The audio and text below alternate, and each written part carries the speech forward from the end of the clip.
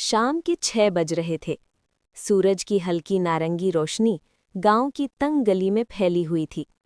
विहान अपने घर के स्टोर रूम में बैठा था। चारों तरफ पुराने बक्से, किताबें और यादों की खुशबू।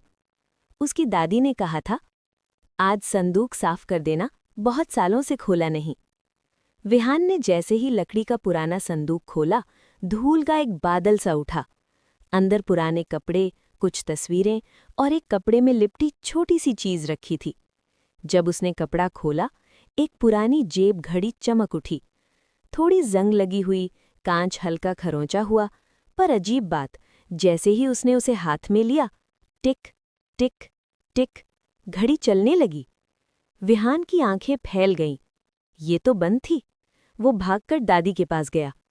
दादी ने घड़ी देखी और हल्का सा मुस्कुराई। ये साधारण घड़ी नहीं है, ये इंसान को उसकी सबसे बड़ी गलती दिखाती है ताकि वो उसे सुधार सके। विहान को ये मजाक लगा। उसने हंसते हुए घड़ी जेब में रख ली। अगले दिन स्कूल में साइंस प्रोजेक्ट जमा करना था। विहान और उसका दोस्त समर्थ कई दिनों से साथ काम कर रहे थे, लेकिन क्लास में जब टीचर ने पूछा, किसने बनाया है ये प्रोजेक्ट, विहान के मुंह से अचानक निकल गया, मैम, मैंने अकेले बनाया। समर्थ चुप रह गया। उसके चेहरे पर हल्की निराशा थी। उसी पल विहान की जेब में घड़ी तेज चलने लगी। टिक टिक टिक टिक। विहान का सिर घूमने लगा।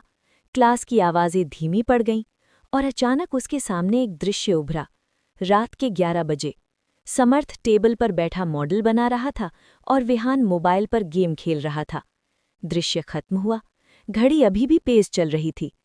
विहान का दिल भारी हो गया। उसे समझ आ गया, ये सच में वही घड़ी है। पछतावा। पूरा दिन उसका मन नहीं लगा। लंच ब्रेक में भी वो चुप बैठा रहा। हर टिक टिक उसे याद दिला रही थी कि उसने गलत किया है। आखिरकार छुट्टी के बाद वो सीधे समर्थ के पास गया। उसकी आवाज़ धीमी थी। समर्थ, सॉरी, प्रोजेक्ट हमने साथ बनाया था, मैंने झूठ बोला। समर्थ ने कुछ पल उसे देखा, फिर हल्की मुस्कान के साथ बोला, कोई बात नहीं, अच्छा लगा कि तुमने सच बोल दिया। उसी पल घड़ी की टिक टिक धीमी हो गई और फिर बिल्कुल बंद। विहान ने राहत की सांस ली, जैसे दिल का बोझ उतर गया हो।